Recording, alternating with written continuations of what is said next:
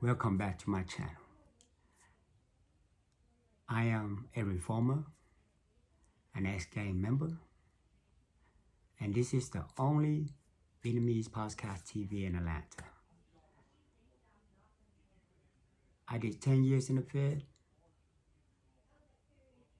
and the hard times really were helping me and not hurting me at all. It is this journey that I have taken upon because of my own bad choices. I'm grateful. When I was in the prison, a lot of people say I deserve it. Some sympathize because I was growing up in environments where I can be influenced, you know what I'm saying? But at the end of the day, I am a changed man. Of course, I regret the things that I did. But every bad situation, there's always something good coming out of it, whether you realize it or not. If you look at it in a proper ways, you'll see the good come out of it. And that's how I was seeing things. I couldn't have died because, to be honest with you, when I was growing up, I didn't think I lived past 18.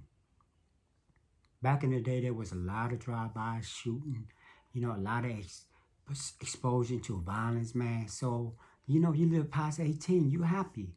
And anybody that live in the street can testify to this. I'm just blessed to be able to survive the streets and survive the prison and be able to come home, because some folks ain't making home from prison. You know what I'm saying? Some folks ain't. So I went through that journey and came out. And I've been out since 2006. You know what I'm saying? So I've been out. I have a chance to gather back the things that I want to accomplish in life. I have a chance to start a family, which is any man that came home from the prison would love to have. You know what I'm saying?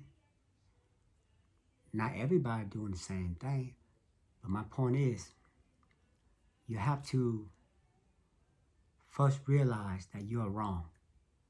Unless you see that you are wrong, you can't change, man. If you really want to change, no one else can change you. Only you can change yourself. And once again, I'm thankful. And as the Asian community growing bigger in Atlanta, man, it's important that all the culture understand and know what's going on in our Asian communities,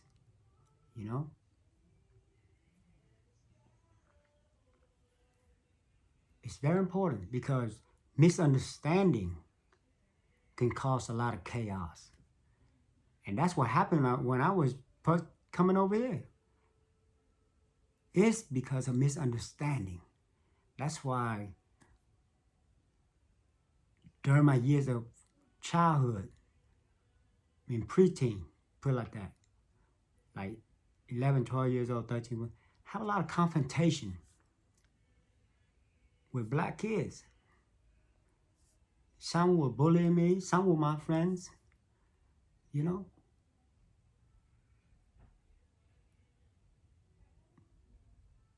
But that didn't really help me back as I become a young man, Those things just make me stronger.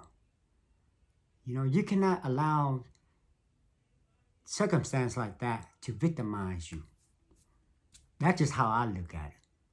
You either become resilient or let that traumatize you.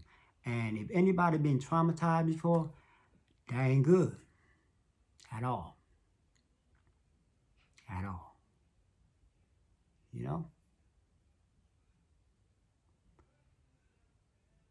People going, because a lot of Asian food start to become popular in American culture. The Korean barbecue, the Vietnamese noodles, and banh mi sandwiches. Of course, you know, people that do their nails, they know, you know, 10 shop, probably 8 shop owned by Vietnamese, you know. So people, if they really want to understand other people's culture, you know, then they would somehow ask, or some platform will offer some kind of information, you know, because it's very, I think it's a human thing, you know, that you see people in different nationalities. It's always this curiosity that you want to know about them, you know. It's normal, you know. So as the Asian community grow bigger, Vietnamese, as a Vietnamese immigrant, we also grow with it, right? And what do we have to offer, right? What do we have to offer? I think we have a lot of things to offer, you know. We have to share our rich culture, you know, to the people that are interested, you know.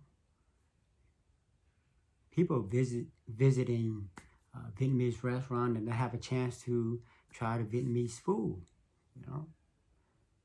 And that's how we become part of a human family, you know, instead of misunderstanding between culture, right? That can be an issue, right?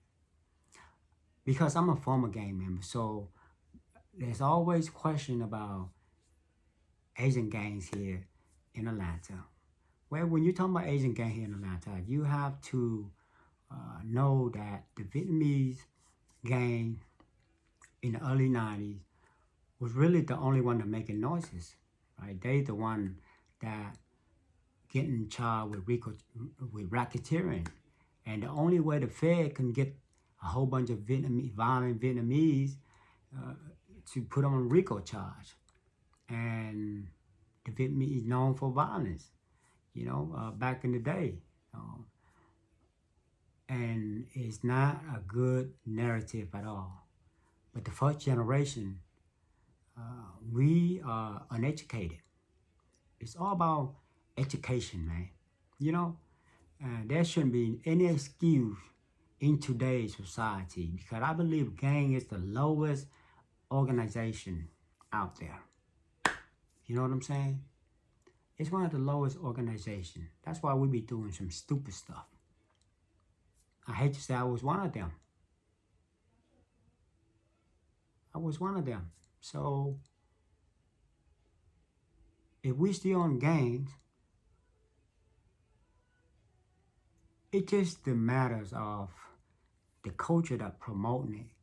And the people just want to be in there to look cool. You know? Because if you're a serious gang member, you know what's gonna come. You know what's gonna come with it, right? Death, and prisons. You know? Those two things always in the packet become a gang member. You know what I'm saying? I'd rather not be, you know, after I done 10 years in the Fed, I would tell anybody,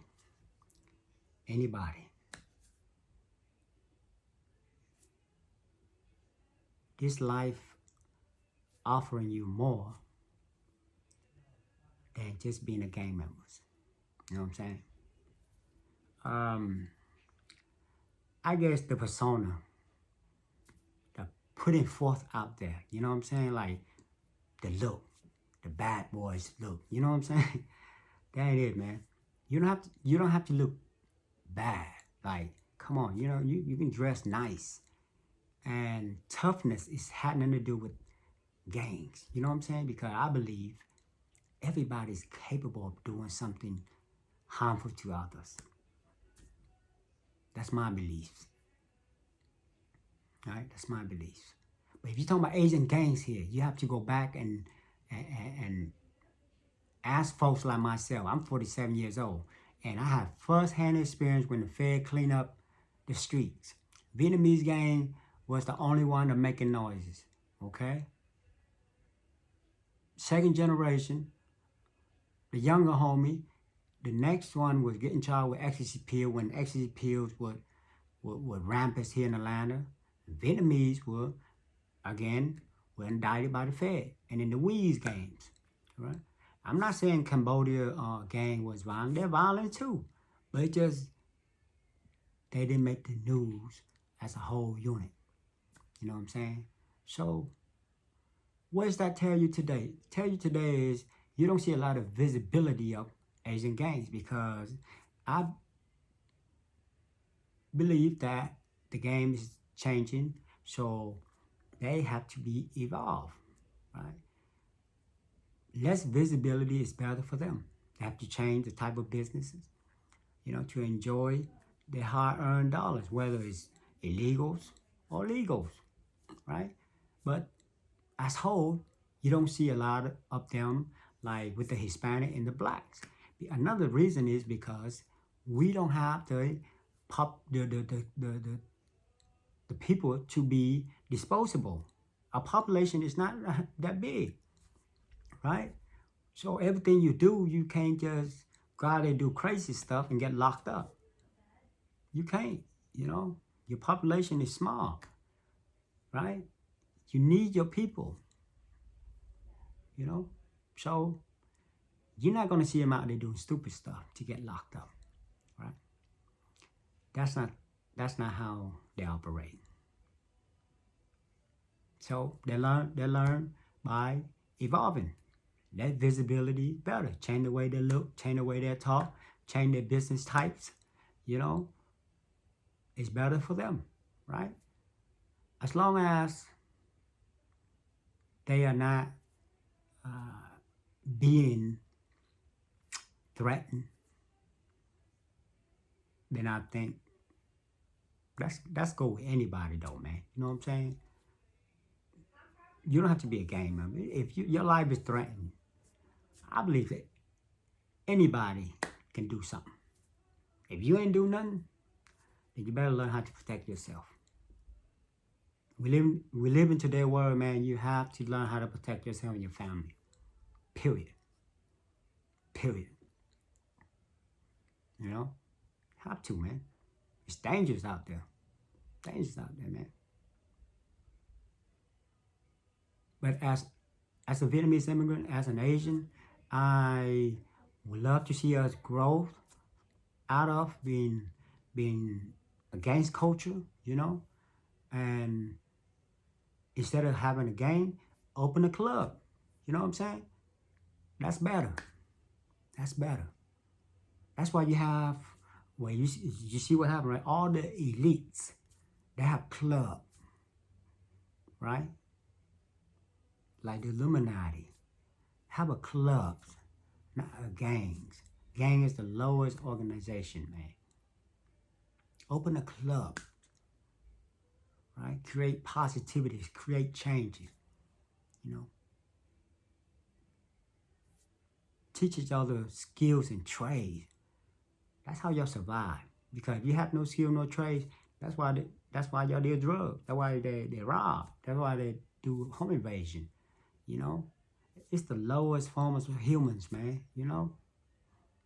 It's lowest form of human. And as a Vietnamese immigrant, as an Asian, I'm glad that we don't have the visibility of Asian gangs here. That's better. We changed the narrative. And